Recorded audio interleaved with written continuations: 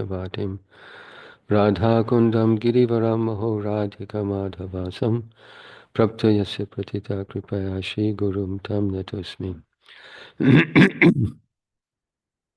Vande Nandadvuteshayam Shri Chaitanya Mahaprabhum Nichopi Yat Prasada Chad Bhakti Shastra Pavartakam Nityananda Maham Naumi Sarvananda Karam Param Harinama Padam Devam Avaduta Shiromanim Nilachala Nivasaya Nityaya Paramatmane Balabhadra Subhadrabhyam Jagannataya Te Namaha Taptakanchana Gaurangi Radhe Vrindavaneshwari Vishabhanu Sute Devi Pranamami Haripriya Vrindaye Tulsidevaye Priyaye Keshavasya Krishna Bhakti Pradi Devi Satyavachai Namo Namah Vancha Kopatibhischa Kripa Sindhu Bhevacha Patitanam Pavanebhyo Vaishnavebhyo Namo Namah.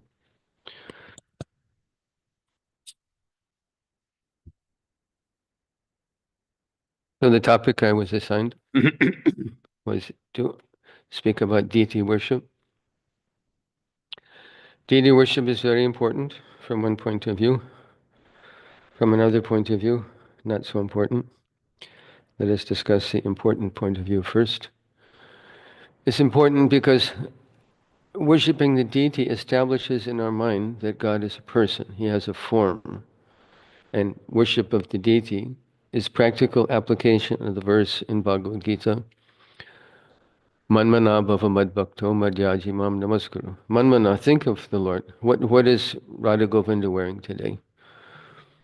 What festival is being observed? What were they offered? What program did I attend? And throughout the day you can remember the form of the Lord. Manmana, bhava madbhakto, become devotee of the Lord. Offer yourself to Him. Namaskuru, bow down to Him. Madhyaji, worship Him. So deity worship is practical application of this verse from Bhagavad Gita. Because can we see God with our eyes? No. God is, just for example, I used to do volunteer work in an emergency room, Emmanuel Hospital in Portland, Oregon. And sometimes people come in with ghastly injury, auto accident, shooting, stabbing, some horrible accident. And it's not unusual that someone dies right in front of you. When someone dies, their body comes from an animated state into dead matter. The soul leaves, that which is spiritual, that which animates the body, the soul leaves, but you don't see it. You can't see the soul leave the body. You can't see the soul in anyone. Because the soul is fully spiritual. The Atma is fully spiritual. And with our material eyes, we can't see the Atma. So what to speak of God, whose form is also spiritual? Satchidananda Vigraha. Satchit Ananda and Vigraha. Spirit has form. That people don't understand. That God has a fully spiritual body, but it is spiritual. It has a form. Spirit has form. It's not that spirit being the opposite of matter. If matter has form, then spirit must not have form. Spirit has form. And that form is Lord Krishna. And our form also. Once devotees were walking with Srila Prabhupada, and this topic was being discussed. So Prabhupada asked the devotees, why does my shirt have a sleeve? And devotees were like, well, because you have arms, Srila Prabhupada. So why do I have arms? Why this shape? Why is my body in this shape? Because our Atma also has shape and form and personality. We're not impersonal. We're not just pure Brahman with Nirakar Brahman with no form or personality. The Atma has form and personality, and Paramatma, the Supreme Lord, has form and personality. And He manifests in this world in a form that we can perceive. With our eyes we can see wood and stone and metal. We can't see that which is purely spiritual. But He manifests Himself in that form. Now, in Bhagavad Gita, in the second verse of the 7th chapter, there is a nice verse that can help us understand this principle very nicely. There the Lord told Arjuna, Jnanam te hamsa vijnanam idam vaksham yasheshata. Yashgatva neha bhunyonyas gyatavyam avasishyati. He told Arjuna, now I'll describe to you phenomenal knowledge and noumenal knowledge, knowing which there be nothing further to be known. So there's nothing more than that which we can perceive with our senses, phenomenal knowledge, with our gyan-endriyas. We can see and touch, smell, hear, and taste. And in this way, we understand our environment. We can see people and buildings and trees and rivers and cars and roads. We perceive what is our environment. That is phenomenal knowledge. Noumenal knowledge is that which is beyond our sense perception. And that is more real than what we take to be real. Our soul belongs to that noumenal knowledge, that which is fully spiritual, and that is the same category as the Lord, part and parcel of the Lord. Krishna says in Gita, Bhavayavam so jiva loke jiva bhuta sanatana manashastan indriyani prakriti stani karshati. That we're angsha of the Lord. We're the same category as the Lord. Srila Prabhupada would say, sample gods. We have the same characteristics as God, the same quality as God, but not the quantitative power of God. So being of the same substance, the soul is invisible to us. God is invisible to us. But where does matter and spirit intersect? This is the deity. Where Krishna, whose matter is also from one point of view fully spiritual, comes present before our eyes in a form we can see, where spirit touches matter from a higher perception. What isn't spiritual, because matter is also Krishna's energy. He says, Bhumyarapanalo vayu kamanam buddharevacha ahankara iti me bina prakriti rashtata. That this gross and subtle matter, earth, water, fire, air, ether, mind, intellect, ego, subtle matter, buddhi, mana, hankar, and earth, water, fire, ether, that this constitutes the Lord's separated material energy. He says, my energy, this is my energy. How is that which is Lord's energy material? Srila Prabhupada explained that material, the definition of material is that which is used for our own sense gratification, for our own needs. And he was talking about a mimeograph machine. Some of you that may be a little older remember mimeograph machine. You put in fluid, you turn the crank, and it makes copies. So in the old days, they used this machine. Prabhupada bought 2 of them. The man had two for sale, and Prabhupada negotiated the price of 2, the price of 1, and got 2. So he was explaining that that which is used in the Lord's service is spiritual. Because the Lord's energy is His energy. It's not separate from the Lord. Adantarastha paramana chayantarastam. He's present within every atom of the creation. So the distinction is made in our consciousness. If something is used for Krishna, it is fully spiritual. If it's used for sense gratification, it has no connection with Krishna. But from another point of view, what is deity? Deity is Lord's form, and by the Lord's agreement with the devotee, he agrees to become present in that form to accept the worship of his devotee. This is the Lord in a form we can see. We can dress, we can bathe, we can feed, we can put to sleep, we can wake up, we can offer arati to, we can bow down, we can sing before the deity. We can have all the facility of being with Krishna in Goloka here in this world. So this is deity worship, that Krishna becomes present by the desire of a devotee. And there are many stories in relation to this. In particular, we were asked to examine the Leela of Madhavendra Puri and Kirchwar Gopinath and Gopal. So Madhavendra Puri was touring, and he came to, I'm forgetting the name of the place, not Ramakeli. Govardhan, right? Gantuli or something? No, that where the Kirchwar Gopinath is located. Oh, that's Raymond. Raymond. Ramona, thank you. I have Ramakeli. We're talking about Ramakeli. Ramakeli in my brain. So Ramona, actually my sister-in-law lives 10 minutes from there in Orissa. So Madhavendra Puri was touring, and he came there to Ramona and had darshan of Kirchwar Gopinath. And he was thinking that they offer this delicious food to Gopinath, this Gopinath Kheer. This is called Amrita Keli. So I want to taste this. And then he started mentally chastising himself that this is sinful. I want to taste something that's not offered to the Lord, and he left that place.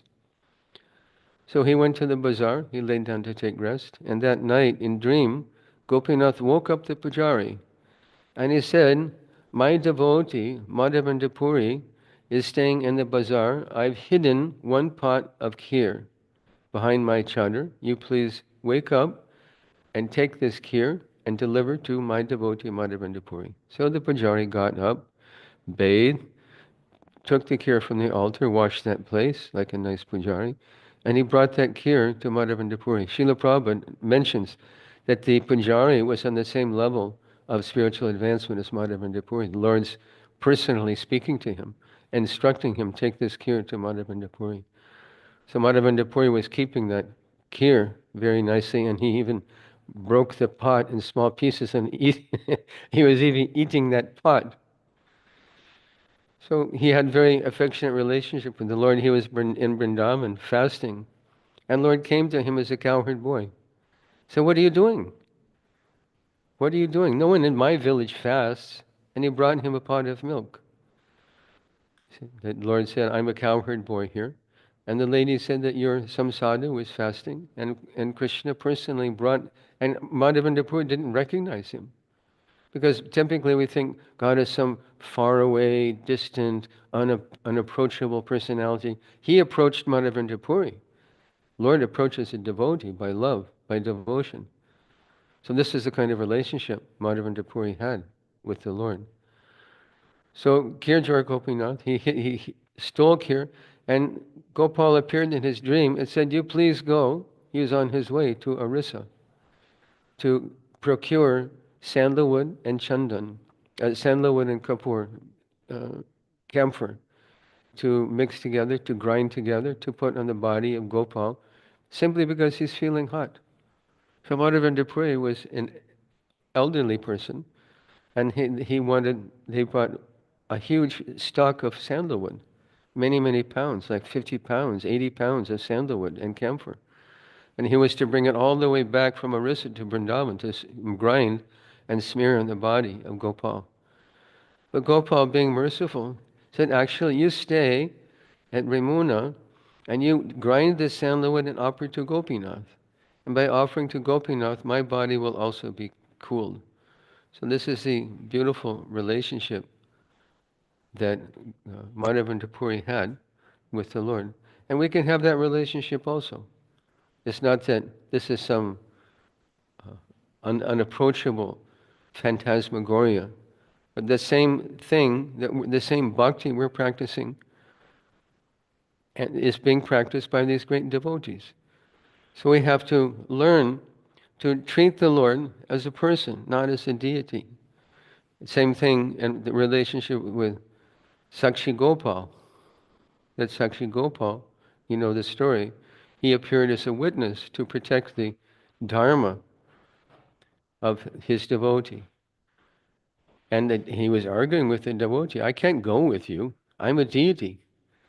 But the devotee is very clever. He said, Lord, if you can talk, you can walk. You please come. Please come. And the Lord agreed to walk all the way across the country from Vrindavan, near Vrindavan, all the way to southern Orissa. So this is the reciprocation that's available with the deity. How? Only by bhakti. Krishna says in Gita, Bhaktyata nannaya shakya aham vidam vidarjuna gyatum drashtum cha tatvina pravishtam cha parantapa. That only by devotional service, ananya bhakti, not casual bhakti, spaced out bhakti, bhakti when I feel like it, but bhakti imbued with love, ananya bhakti, pure devotional service. Krishna says, Gyatum, drashtum, chatatvinam. You can know me, and you can see me, eye to eye, and truth to truth. Tatvina, in truth. That is available to each of us, because we're engaged in the same process of bhakti. The process of bhakti is one. The difference between Madhavendra Puri and ourselves is like the difference between a green mango and a ripe mango. Srila Prabhupada was walking with the devotees, and he asked them, what is the difference between a green mango and a ripe mango? And devotees were like, well, one's sweet, one's sour. Prabhupada said, no, that's true. But the difference is that the ripe mango stayed attached to the tree, and in course of time, it became full of sweet, delicious juice. So in the same way, what is the difference between a neophyte devotee and advanced devotee? Is time and endeavor. By endeavoring, and mercy, also mercy plays a part, by staying attached to the tree of bhakti, by staying attached to the process of bhakti, in course of time, by the mercy of the Lord, we also get realization, spurti. Atak Krishna Nahamadi Nabhavigrayam Indriyai Sevan Mukhi Jivado Swameva Spuratyata. By the process of bhakti that begins with the chanting of the holy name, spurati, spuratyado, we get revelation. In English it's called epiphany. We get the experience, the direct experience of Krishna. And this is the power of bhakti. Raja Vidya, Raja Guyam, Pavitamidam Uttamam, Pratyaksha Bhagamam Dhamyam, Susukam Kartam Abhiyam. That we get pratyaksha, direct experience, not theoretical experience, some philosophical idea. We have philosophy. Philosophy is deep as the ocean. But even the most illiterate man can experience love of God by taking up the process of bhakti, because it's revealed knowledge. It's experiential. It's not just like we're talking philosophy, but this isn't the experience of love of God. Just like we can describe what are the qualities of honey, that these little honeybees, madhumaki, they collect pollen, they pack it into a beautiful six-sided wax cell. In course of time, by manipulation, it becomes liquid, sticky, sweet, nutritious honey. That isn't the experience of honey. That's a description. That's the philosophy of honey, you can say. But it's not the experience of honey. To experience it, you have to put it in your mouth and taste it. This is pratyaksha. Ah, this is honey. In the same way, there is volumes of philosophy, as deep as the ocean philosophy, Satsandarbhas, Upanishads, Mahabharata, Ramayana, so much deep philosophy to digest. But even illiterate man can become perfectly realized by the process of chanting the holy name, because everything is revealed to that person. Everything comes by two things: having faith, yasya devi para bhaktir, tata devi tata guru, tasyaiti katita hyarta, prakashante mahatmana. Prakash means it's manifest to a person who has absolute faith in Sri Guru and in the Supreme Personality of Godhead, who is not different from his name. So by chanting Hare Krishna, by following the instructions of Guru, Krishna reveals himself. This is the power of bhakti. He's not revealed by any other process. Nothing. Not by jnana, not by yoga, not by karma. Karma means I'll give you something and you give me something back. Like sometimes devotees mistakenly engage in this Satya Narayan Katha. Satya Narayan Katha is karma kanda. That I gave you ghee, doodh, gehunka, atta. Now you give me, make my business successful. Give me a child. Give me a new house. Give me prosperity. Give me, I'm giving you, you give me. This is business. It's not pure devotional service. It's karma kanda section of the Vedas. Krishna, in millions of lifetimes, by karma kanda, you'll never get bhakti, love of God. Jnana, the jnanis want to merge with God, and they practice extreme austerity. Aruya Krishnena parampadam tada padantyado nadati yushmadangre. They climb high. They merge in the Brahmajyoti. They don't lose identity, but they merge in Brahmajyoti. But they can't stay. Aruya Krishnena by Krishnena sadhana, extreme austerity, they can go there, but they can't stay. What is the point? If you go there and you can't stay, what was the meaning to your austerity? And you fall back down into the material world because they fail to take shelter, Yushvadangraya, of the lotus feet of the Lord. So what was the meaning to their austerity? They can't stay. This is jnana. And yogis are full of desire for mystic siddhi. They can't get Krishna. And also because they misunderstand. Jnana vastita tagdedena manasa pashyantiyam yoginaha. The yogis, real yoga means to concentrate the mind on the Lord within the heart. Not this bogus yoga people practice, stretching the body. Asana. Asana is only 1/8 part of Patanjali's Yoga Sutra. Describes asana. It's meant for what? To help regulate life airs in your body, to calm the mind, that you're able to focus on the Lord within your heart. It's not separate. It's not a separate system from the rest from the other 8 jhana, dharana. samadhi, all different processes of yoga, ultimately to be in samadhi, fixed in consciousness, fixed in meditation on the Lord within the heart. But mostly they're mad after mystic siddhi. Krishna Bhakta Nishkama Ataveta Shanta. Bhukti Mukti Siddhi Kami Sakala Ashanta. That the bhuktis, muktis, and siddhi kamis, the jnanis, yogis, and karmis, are never peaceful. But bhakti nishkama, because the devotee is nishkama, his only desire is to please Krishna, he becomes happy. So this is the process of worshiping Krishna, who manifests in front of our own eyes. He agrees to come by the pure desire of Mahabhagavat. For example, in our Vrindavan temple, Srila Prabhupada writes about this in a purport to Srimad Bhagavatam. Anyway, when Krishna and Balaram were installed, they said, I was obliged to arrange an expensive 3-day installation ceremony with mantra, tantra, visharada, all types of elaborate pujas with great expense, simply for the fact that people wouldn't consider it a bona fide installation if Prabhupada didn't do that. And he said, as far as I'm concerned, the installation took place by Harinam Sankirtan. Harinam Sankirtan and the desire of a pure Mahabhagavat devotee, that you please come, you please come, we want to worship you. And Krishna agrees, there's a contract between the worshipped and the worshipper. Krishna agrees to come and accept the worship of his devotee.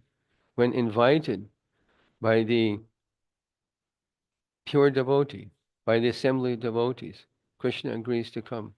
And this is deity worship. That he has form. This is another principle that we can understand by deity worship, that God isn't nirakar, not impersonal. People have this conception of God. They say, misconception I should say. They have this misconception that God is formless. And God manifests himself in all different ways, as Krishna, as Rama, as Ganesh, as Saraswati, Brahma, Durga, Shiva.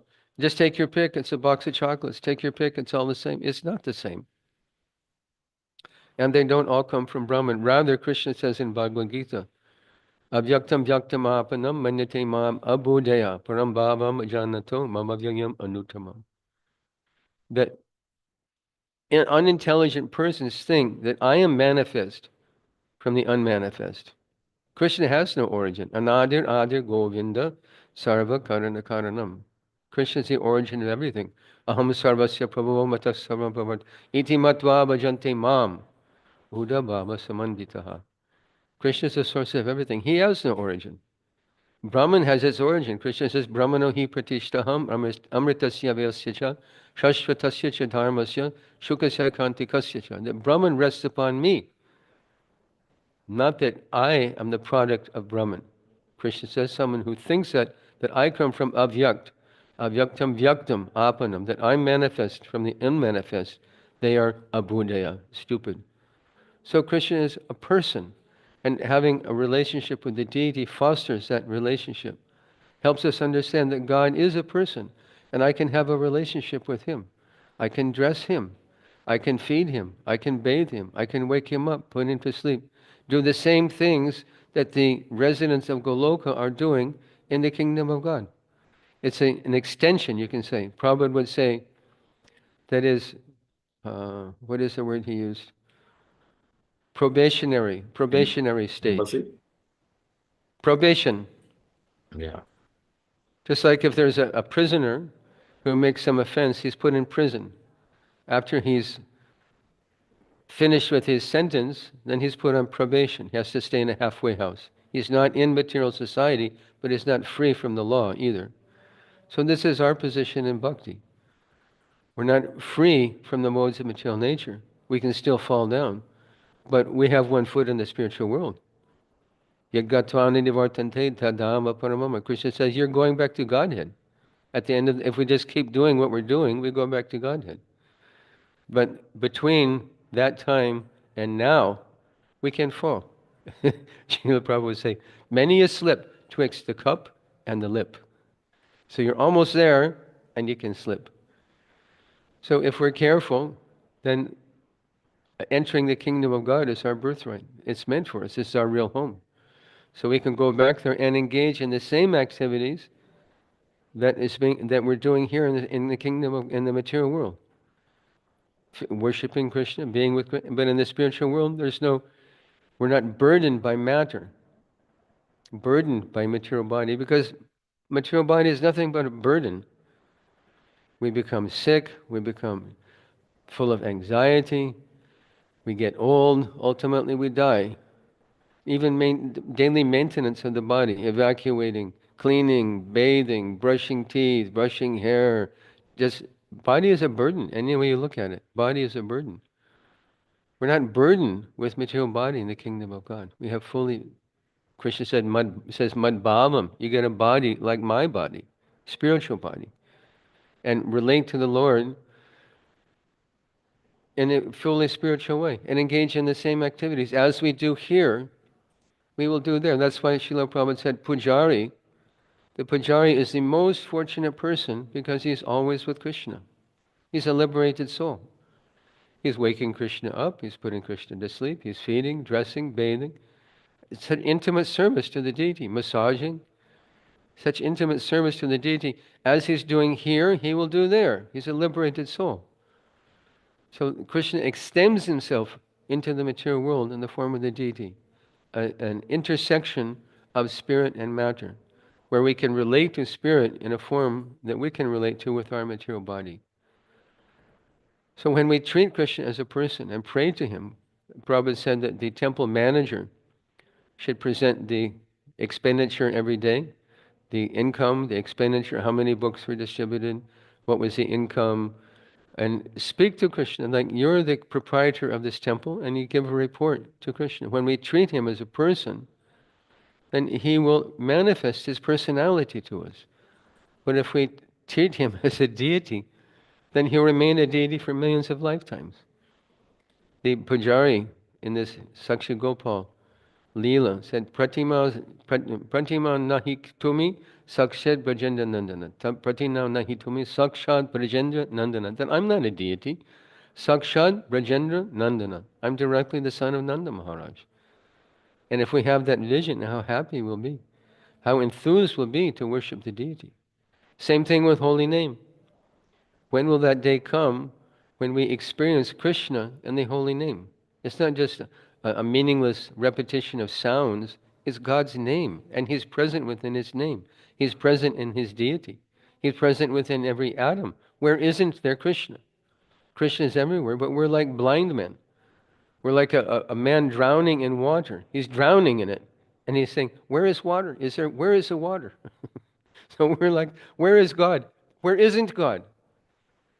But he personally manifests himself in the form of the deity.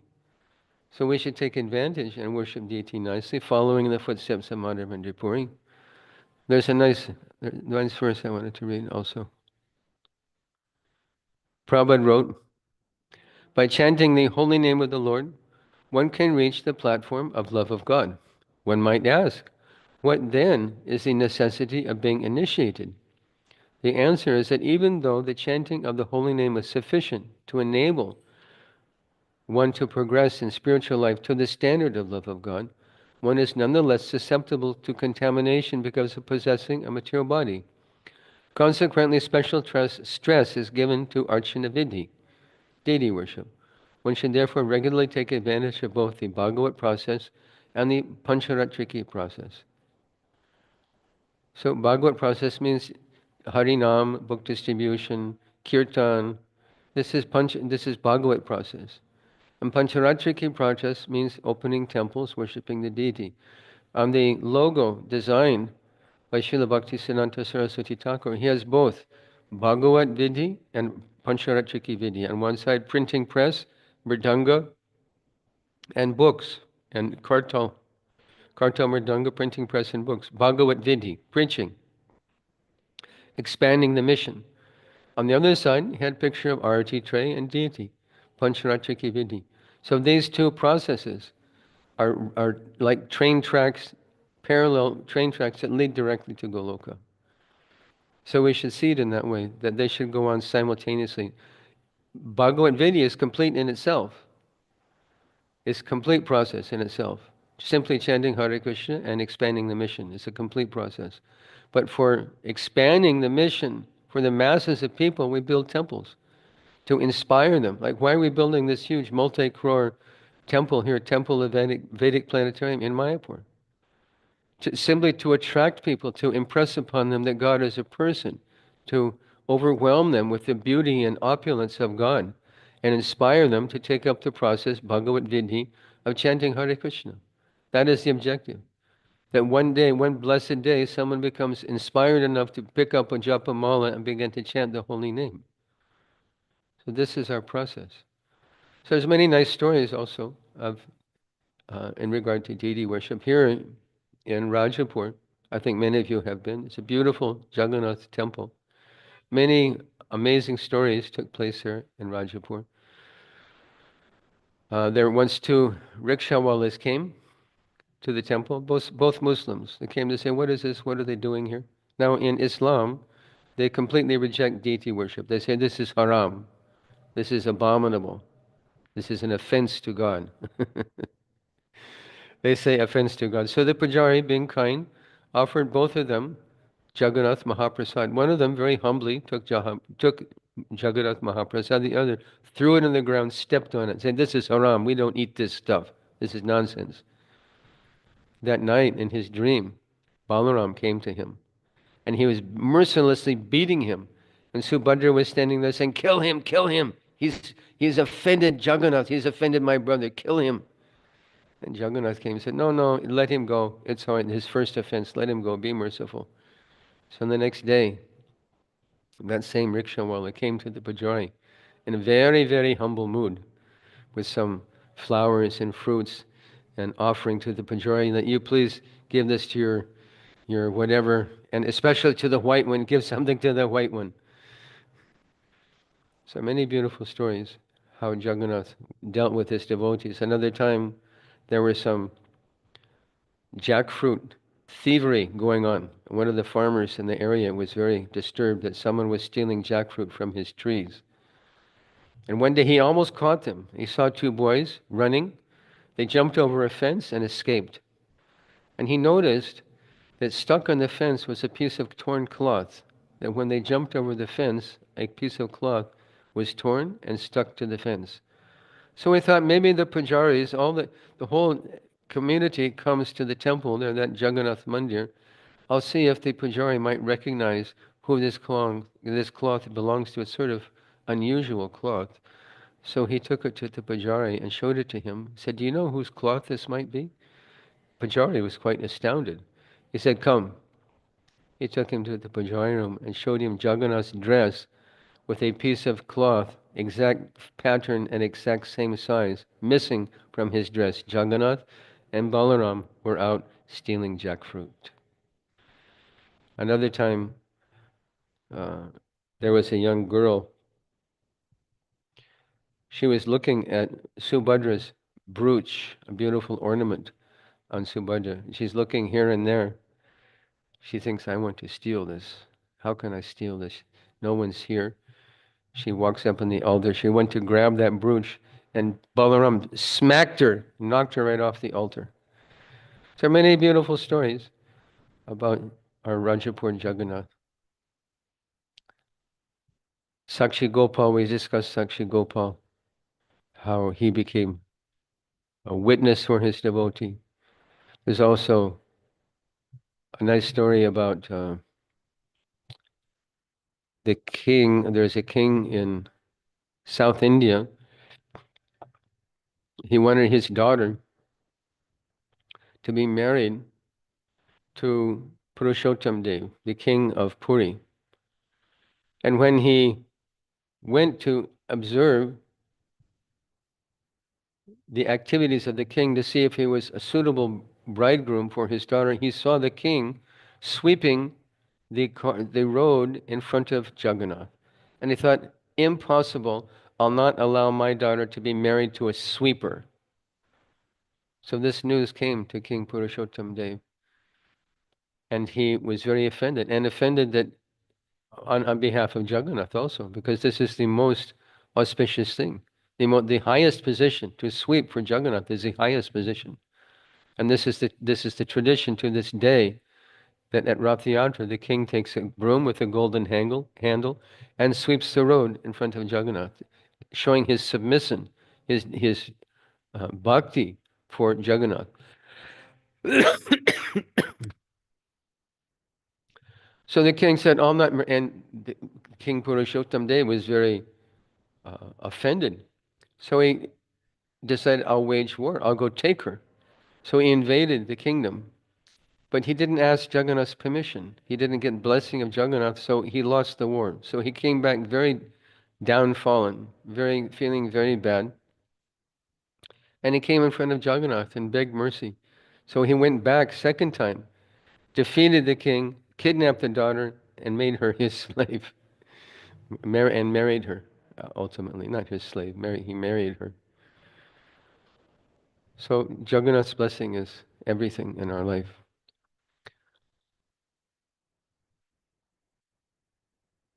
So this is the process of deity worship, shown by Madhavendra Puri, Sakshi Gopal, our own Srila Prabhupada, in his relationship with the deity. Prabhupada came into the Los Angeles temple. Prabhupada had very intimate relationship with the deity, especially Rukmini Dwarkadish in Los Angeles. If you've ever been there, I don't know. The old temple was long, and he would come in the back door. He'd walk up to the front, take darshan, take charanamrit, walk back to the Vyasasan, and give class. So Prabhupada opened the door, he walked through the back door, he took a few steps and he stopped.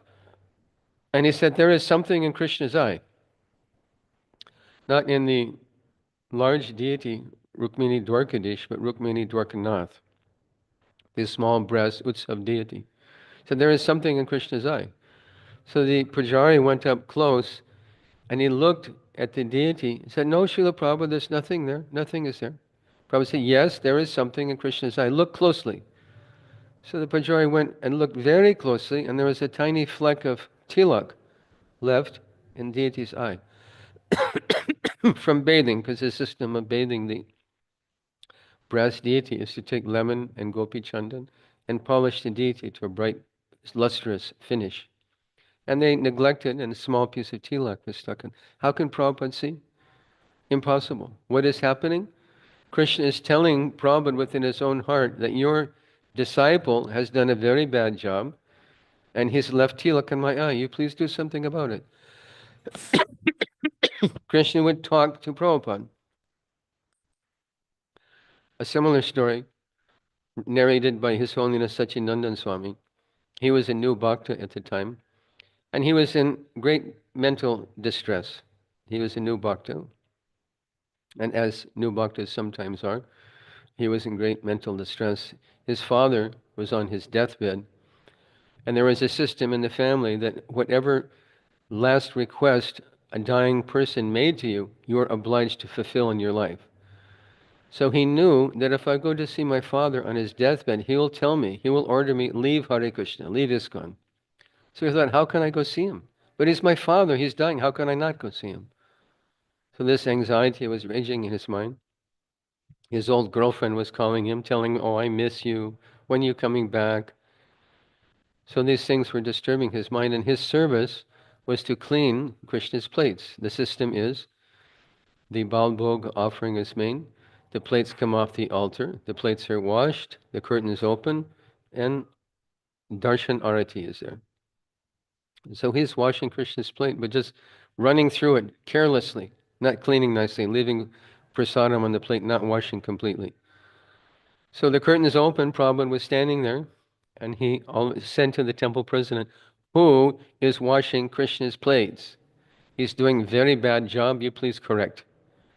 So what is happening? Again, Krishna is speaking to Prabhupada that there's a discrepancy in my worship. You're the guru, he is your disciple, so you please fix the situation. Another time, my godbrother Amyatma Prabhu, and same in Los Angeles temple, made a plan to garland Srila Prabhupada. The temple comes right up to the road. The front doors of the temple are maybe 50 meters, not even 50 meters, 30 meters, 20 meters from the street. So he calculated that Prabhupada's car will come, park right here. Prabhupada will get out. I'll be standing right there with a garland. I will garland Srila Prabhupada when he gets out of the car. So they told him, no, Amyatma Prabhu, there's service to do. Please do your service. So Prabhupada came, and 100 devotees poured in the temple. And next thing Amyatma Prabhu knows, he's standing right in back of Srila Prabhupada. Amyatma Prabhu was about the same height as Prabhupada. Prabhupada was only about a little over 5 feet tall.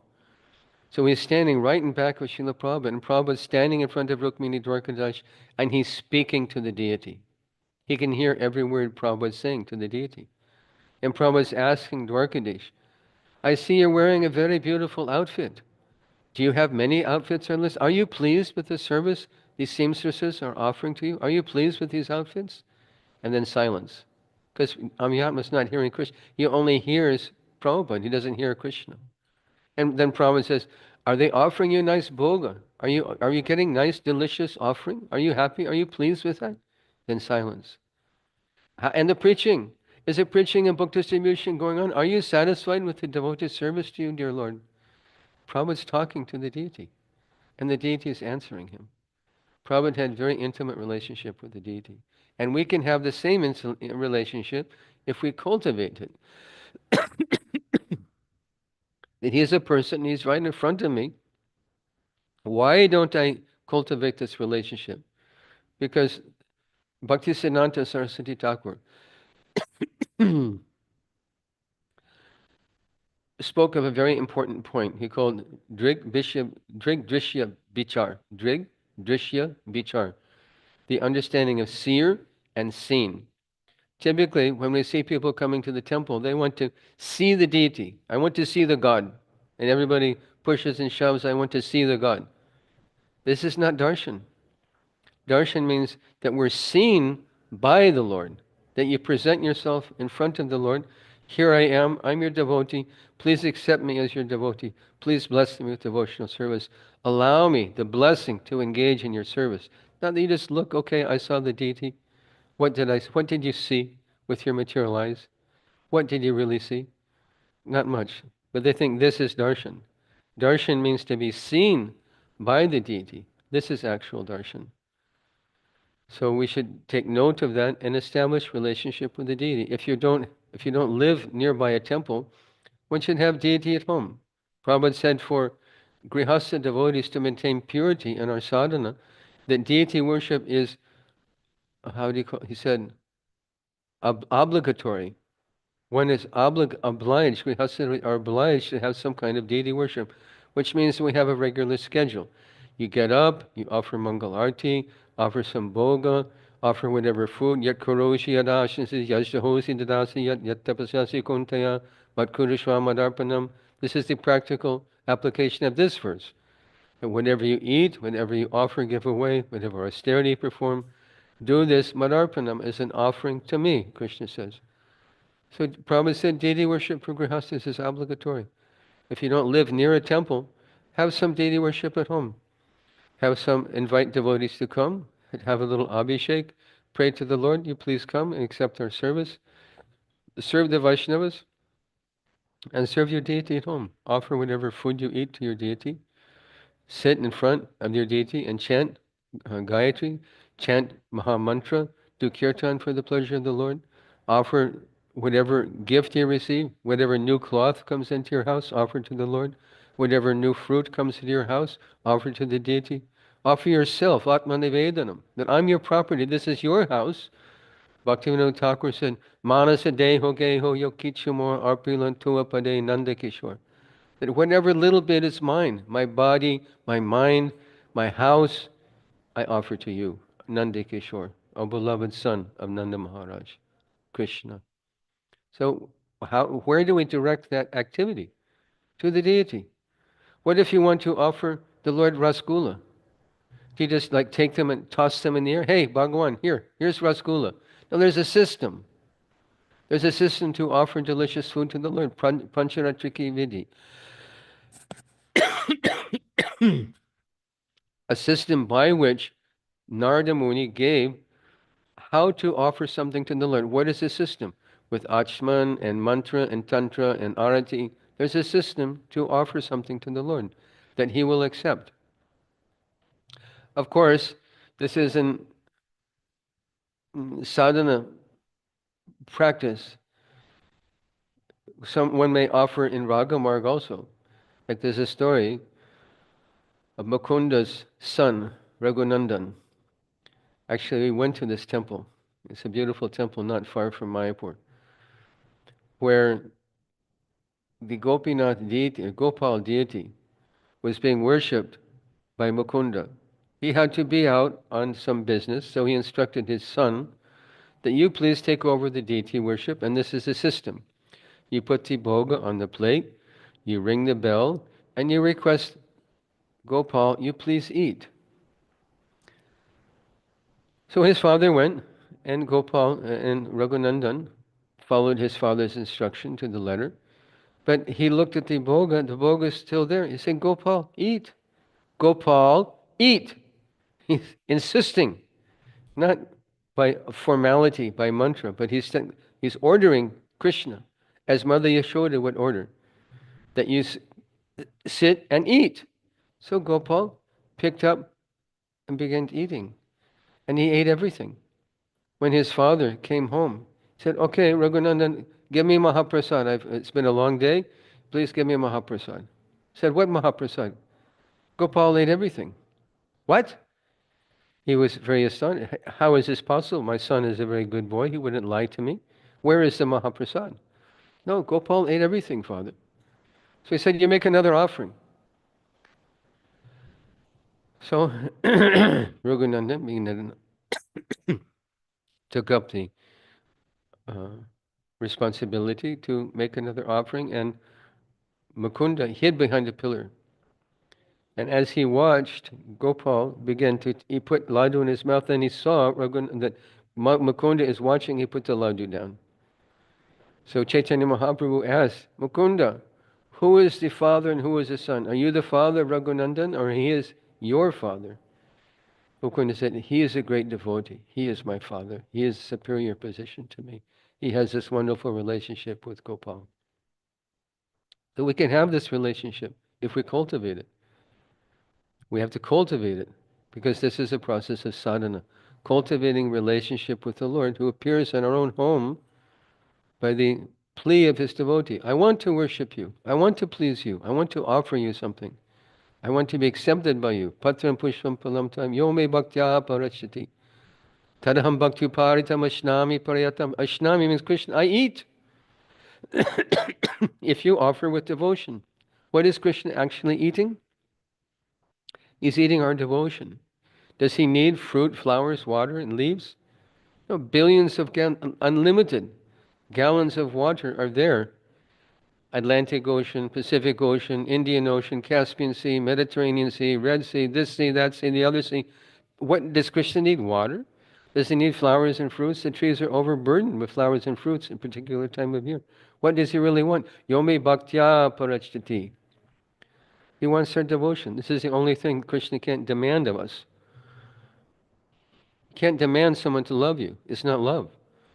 If someone demands you, love me. If a parent says to their son or daughter, tell me you love me or you can't have dinner. Okay, I love you, Mom, Dad. I love you. Okay, can I eat? Is that love of food, or is that love of mother or father? Love is spontaneous. And this is the only thing Krishna can't force us to offer to him. That comes spontaneously. And the practical application is to offer something to Krishna in the form of the deity. To offer delicious food. To cook something just for his pleasure. Whatever we, on a daily basis, should be offered to the deity. But there should be some special offering, some special sweet or fruit that we think, this isn't for me, this is just for Krishna's pleasure. Because Krishna is not a prasadam machine. He's not a sanctifier of our food so we can be free from sin. He should be the enjoyer of our bhakti. That this is cooked for the pleasure of the deity, I'm offering it to him, I have no other interest. If I eat or I don't eat, let Krishna be happy. This is proper attitude for offering to the deity. There's a very emotional tape where Srila Prabhupada is instructing us how to offer to the deity. He explained how powerful Krishna is, that millions of universes come from him, and how a devotee should bring something to Krishna. And Prabhupada is saying, I'm rotten, I'm fallen, but I've brought you this thing. Please eat, please accept. And Prabhupada becomes emotional, he can't speak anymore. But I've brought you this thing. What can we offer to Krishna? Only our love, only our devotion. And the practical application is Pancharatriki Vidhi, from Narada Pancharatra, how to offer to Krishna with due respect, mantra tantra, in such a way that he agrees to accept our offering. So this is scientific process, how to worship the deity, how to prepare ourselves to go back to Godhead, because this is probationary stage of Krishna Bhakti. Practicing how to, so we're experienced, we know, we understand how to approach Krishna. When we reach the kingdom of God, we're experienced, we know the process, we know the know the ropes. Anyone has any question or correction? So beautiful and wonderful. We explained how Sri Prabhupada is being communicated with wisdom via media, how we should see the deity, how we should observe everything. Absorption. Thank you so much. Amrita, go ahead. Hare Krishna, Sarvadrk Prabhu. Please accept my humble obeisance. All Krishna Shila Right. Prabhu. Please accept mine. You always have such nice questions, Prabhuji. Thank you, Prabhu. Still trying to learn. Many years, but there's every day something to learn, Prabhu. Thank you so much. You're a very thoughtful devotee. Prabhuji, my question is more in terms of the practical application. We understand the deity worship and also the Bhagavat Vidhi, and both go hand in hand. And that is what our sadhana, our practices should be. We can't do one or either, it is both. So we bring home deities, and it is recommended that for the neophyte, it is Gaur Nithai deities because they are very merciful, and there are so many mistakes, offenses that we do when we are worshipping them at home as compared to the standards at the temple worship. Temple worship, the deity standard is strict and very high. So, Prabhu, at home, we tend, at least I tend to take the deities for granted. That awe and reverence, so to say, of being careful when we're doing. So even if you miss waking up the deities or you're outside doing some work and it's time to now come back and offer bhoga, you say, it's okay, I'll do it after half an hour or something because they're so merciful. So what can we do to be more sensitive and try to keep the home standard as good, or at least come closer to the standard which Prabhupada established? And it feels guilty, Prabhu, that I'm taking them for granted. The answer to this question is that home worship cannot come to the same standard as temple worship. Temple worship means there's 6 artis, there's 6 offerings, there's dressing twice a day, there's bathing, there's full puja every morning. Devotees are busy at work and busy with family. But the principle is to offer with love the best you can. For example, if your parents come to your home, you may vacate your room, you give them your room, you give them the best food possible, you give them all comfort within your capacity. Because they're the most important people in your home. They're your parents. You love them. We want to serve them to the best of your ability. So in the same way, when we welcome Krishna to our home, you can't have the same standard because devotees are working people. Grihastas are busy people. You can't, and Krishna understands.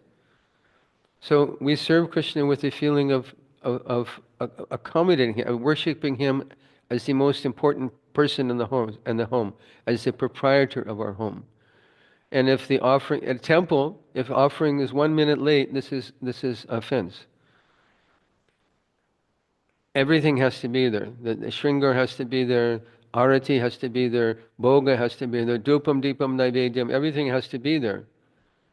But at home, if you're a little late according to circumstance, if you're up late at night with some satsang or preaching program or family obligation, Krishna understands that. Then you have to get your sleep, so you get up a little late, then Krishna gets up a little late, but you still wake him up and you go through your routine out of devotion, out of love, that this is what I do, this is my relationship with you.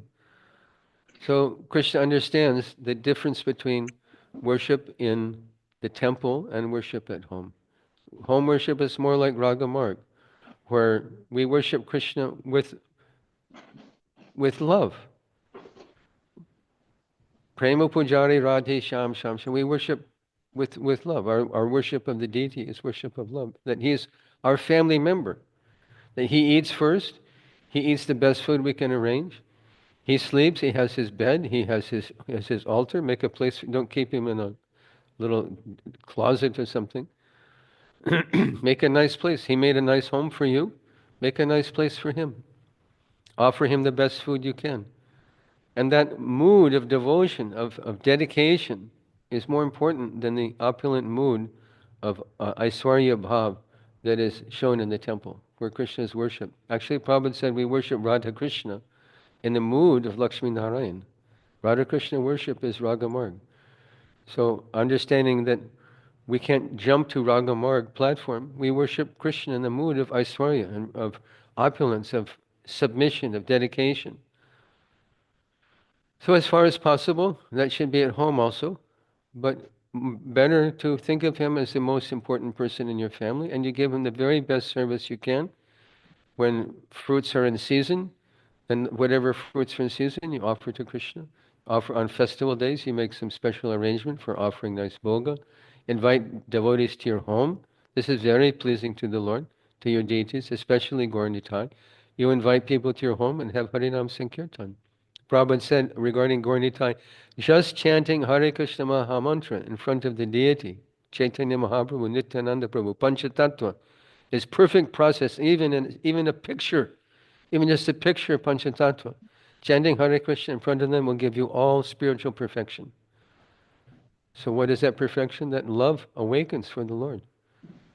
So this is the process. Give Krishna the best you can, and he knows when you're slacking, when you can do something that you don't do, and when you're giving something extra, even at some inconvenience to your own personal schedule. He knows, he's in your heart. He sees every thought, every breath, every beat of your heart. So we can't hide anything from Krishna. Just offer with devotion, bhaktyat ananyaya, with ananyaya bhakti, and he will reveal himself. That's his promise in Bhagavad Gita. So I hope that's helpful to you, Prabhuji. Yes, Prabhu. Thank you so much. Hare Krishna. Shishi Gaur Nitai ki jai. Jai.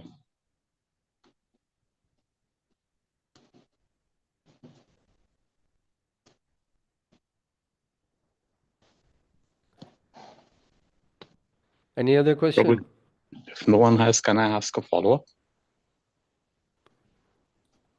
Another Krishna Prabhu posted something.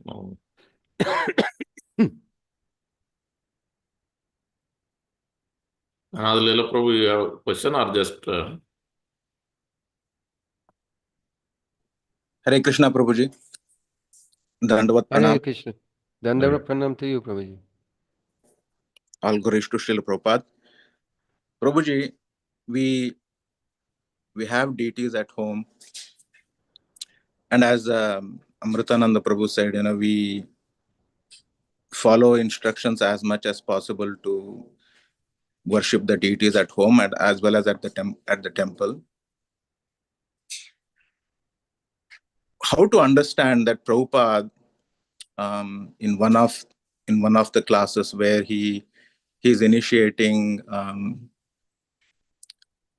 two devotees, actually it's a marriage ceremony. His Prabhupada is arranged marriage between the two devotees, and in that the class is related to Lord Rishabhadev's teachings.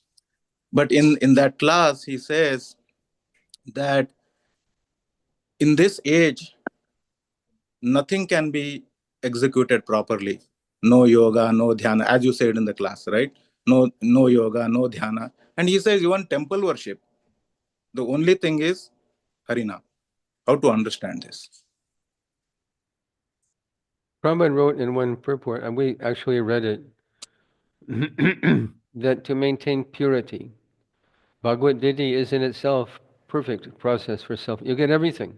Love of God is available by Bhagavad Gita.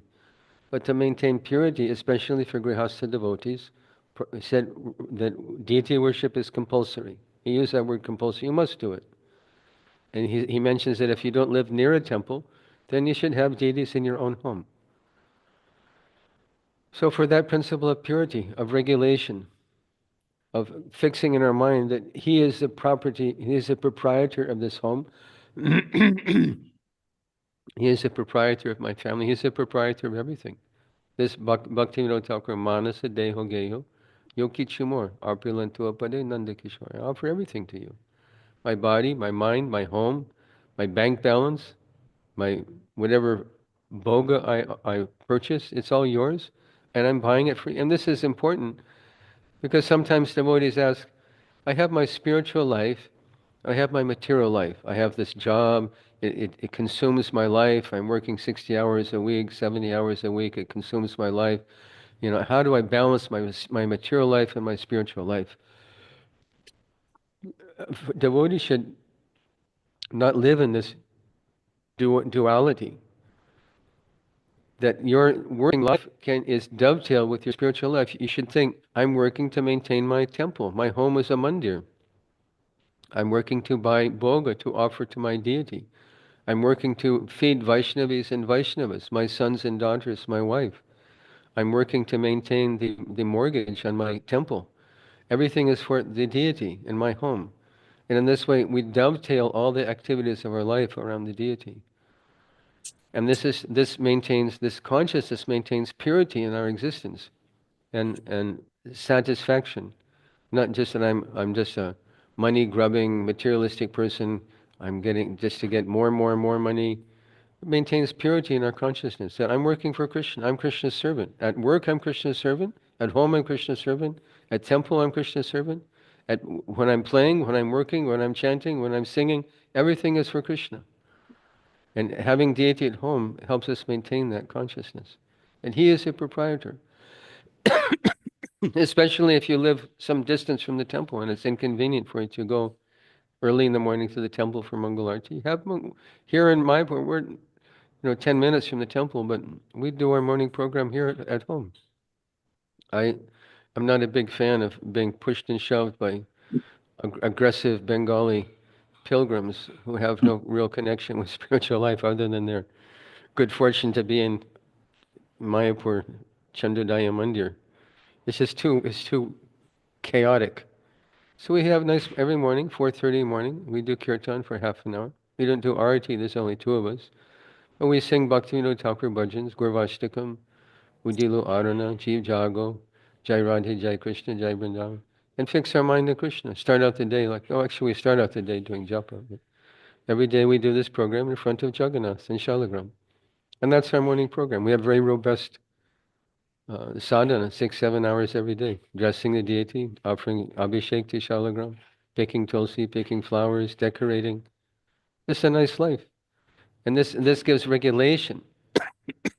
It regulates our whole life. And this is the importance of deity worship. It brings purity, regulation. Bhagavad Gita is sufficient, but Bhagavad Gita is for advanced devotees who stick strictly to Bhagavad Gita. I hope that is helpful to you. I hope that answers your question, Prabhuji. Yes, Prabhuji, Hare Krishna. We try to do that. We try to, at home, we do the worship to the deities with the same bhav. It's not perfect. Even on a scale of 1 to 10, maybe it's 0. But we try every day to do the worship to the deities. But you answered my question. Thank you, Prabhuji. Hare Krishna. If you're having kirtan in front of your deities, it's a 10, Prabhu. Yes. This is our whole process. Yes. Bhagavat Vidhi, Hare Krishna Mahamantra, Kirtan, and Pancharati Yes. ki Vidhi, deity. Yes. This is the rail tracks that lead to Goloka. Hari Bol. Hare Krishna. Hare Krishna. Anyone else? Sudhakar, you had a question? Hare Krishna, Prabhuji. Anjana, go ahead. Thank you, Prabhuji, for explaining so nicely Bhakti process. It's a kind of revision, I think, and we heard in pieces many times. And also, like some Katha stories you shared about Lord Jagannath, Balram, how they were stealing jackfruits. Prabhuji, if ordinary people like us, if we get that feeling also, like when we were growing up, there were guava trees around, mango trees around, and we had the same feeling to pick the fruits from neighbor in the neighborhood, other people house trees. Oh no, their mango is more yummy, their guava is better, they got pink guava. So that feeling, if we get and if we do that, actually I did when I was little, is that okay? I'm just trying to relate the kind of our experience, the way we feel like doing it, and the same story you shared about like Jagannath ji and Baldev ji stealing jackfruit. Yeah, because why do we have that nature? Why do we like to steal Yeah. fruits? Even when I was a child also. We knew where all the fruit trees in the neighborhood were and when they were going to be ripe. Who has peaches, who has cherries, who has apples. We had it all scoped Yes. out, all the village boys. Yes. So where does that come from? That comes from Krishna. And we're part and parcel of Krishna. We have the same nature. Yeah. But So, it's not acceptable in our society, right? no, it's not. I mean, kids, I mean, no one ever chastised us because there was abundant fruit in the neighborhood. No one chastised us. Actually, one man just said, because sometimes we wouldn't finish a piece of fruit. He said, if you take it, finish it. But whatever we are, actually, Prabhupada said we can understand many things about God by studying our own nature. Because we're part and parcel. If you understand what is a cup of ocean water, you understand what is the ocean. One is infinitesimal, one is infinite. So we can understand our relationship with God by understanding what we are. We're part and parcel of God. Yes. Thank you, Prabhu. Just wanted to share, and it's very like blissful to hear that part. Thank you. Hare Krishna. Amrita Prabhu had posted a question. Prana Pratishtha required for the home deities. This is a controversial topic. I'm not sure how to answer it. We did Pran Pratishtha for Jagannath about 10 years ago. We did Abhishek, we made a big feast, had kirtan, invited devotees, fed all the devotees, and did Abhishek for Jagannath and Shalagram, and requested Jagannath that you please be present, we want to worship you. That's what we did. If you don't do Pran Pratishtha, you can think of deity worship as same like if you worship lamination, a photograph of the Lord. Lord's form is the Lord, but there's not a contract. Pran Pratishtha means you're making a contract with the Lord. I agree to worship you every day. I'm going to give you bath, I'm going to give you arati, I'm going to give you bhoga, whatever your standard is. But Pran Pratishtha means you're inviting the Lord to be personally present to accept our worship. But then if you don't do the worship, this is an offense. If you're not able to do regular worship, then better not to do Pran Pratishtha. But if you do, if you invite the Lord, then it's like if you invite your best friend. He comes to your house and you said, well, come, we're going to give you dinner. And he comes and there's nothing to eat. Oh, we already ate, sorry. How will he feel? So if you do Pran Pratishtha, you're agreeing that I'm going to worship you on a regular basis. And if you don't, then this is offense to the Lord.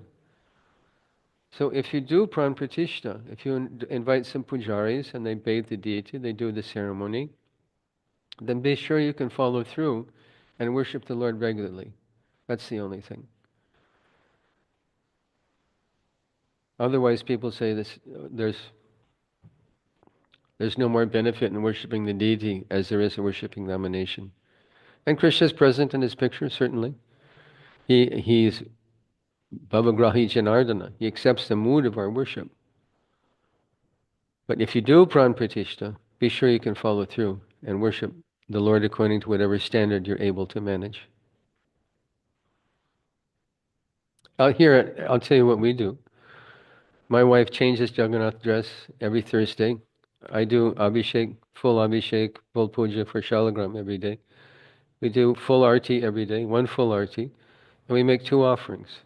It's not the highest standard, but it's manageable. And we've been doing that for 10 years. So it's a manageable standard, and you have to have you have to have a relationship with the deity. Say, this is what we can do for you. Don't make a vow, okay, every day I'm going to do 6 artis, 6 off. Okay, if you're temple pujari, great. But if you're a working devotee or you have other responsibility, then do what you can do, but do it regularly. Have a standard and stick to it. Otherwise, don't do pran pratishtha, because you're inviting the Lord to come. And if he comes and there's no proper worship, then this is an offense. I hope that answers your question. Thank you, Prabhu. Thank you. Thank you so much, Sarvadrk Prabhu, for your kind association. Can I ask one follow-up? Okay, thank you. Time permits. Go ahead. Thank you for the opportunity. Yeah, go ahead. Hare Krishna, Prabhu, please accept my humble obeisances. Prabhu, related to the deities, just to follow up the question, we say that deities, like you go out and then you give the deities to others' home in place of like caring with you. So how to see that? Because so far, like I see my Guru Maharaj have so many deities, but he never leave deities here and there. So he always carry the deities with him. But we see the devotees like give the deities in others' home and then going. So how to understand that, Roger? Both things are acceptable. I'll tell you, my wife and I spent 3 weeks in Udupi a couple years ago. We were invited to go there with some other devotees. And we left Jagannath in the local temple here, and we carried Shalagram and Jagannath's picture of our deities. So we offered regular puja with boga and arti and bathing to Shalagram, and deities were cared for in the temple. So both things are acceptable, but there should be don't just leave. If you have a vow to worship the deity, you can't just decide to put him in a closet or put him to rest or sometimes. I put my deity to rest. I went to India and for 3 months, deity was resting. This isn't a good standard. If you can't maintain the worship, then take your deity to someone else's home. If you can maintain the worship when you're traveling, then this is best. I have a little kit. It's just a small box. It has everything, a small Lakshman cup, small Snan Patra, small Lota. Everything is there to do full worship. I can do full worship of Shalagram out from a little box. So this is good to travel and maintain your standard of worshipping Shalagram. I've been worshipping Shalagram now 33 years, every day, either traveling or at home. So if you can't take him with you, then leave him with a family member to maintain the worship, or leave the deity with your friends. So both things are acceptable. But the worship should go on, that's the point. Yeah, thank you so much, Prabhu. Dhagar Prabhu, you have a question? Okay, I think that's about it, I think. All glories to you, all glories to Prabhupada. All glories to Srila Prabhupada. Thank you for the opportunity to speak to all of you. Srila Prabhupada ki jai. Yeah. New Jersey Sangha ki jai. Hare Krishna. Hare Krishna. Thank you, Prabhu. Hare Krishna. Hare Krishna. Okay, quick announcement. You join for Sunday Feast program in the evening. It's 5:30 to 8, 9. Go on Gaur Purnima. We have book distribution today. If anybody would like to join, please let us know. Then this Thursday is Gaur Purnima, 6:30 to 9 p.m. or 6 to 9 p.m. 7:45 is the 7:30 to 7:45 is the presentation. 7:45 to 8 is the Siksha vows. 8 to 9 is the Abhishek. Prasadam will be served. So that is the schedule. Gaur Arti will be there evening. So please try to join, attend Mangalarti if you can in the morning. It's a weekday, so whatever is possible, but definitely in the evening, please join. Be there for Abhishek. Lots of services. Cooking is starting, I think, 12 o'clock or 1 o'clock. Jayaprakash Prabhu, what time? Not there. We will post the time. Okay, that's for cooking service, but other service before and after for Abhishek, especially after we need help to clean the kalash and everything. On the other side, please help Haricharan Prabhu and Pranakrishna Prabhu and Balram Prabhu will be there to lead the prasadam service and everything. So yeah, those are the upcoming. And then next Saturday, next Saturday will be 10 to 12. Amarendra Prabhu will be giving class at our temple, and Govindas you can avail after that. The following week, Friday, Saturday, Sunday will be Lal Govinda Prabhu's Katha, Ram. So those are the quick announcements. Upcoming is April 19th, Saturday is Ram Navami, is coming up next month after this major festival. So please mark it down. Okay, thank you very much, Hare Krishna. Hare Krishna. So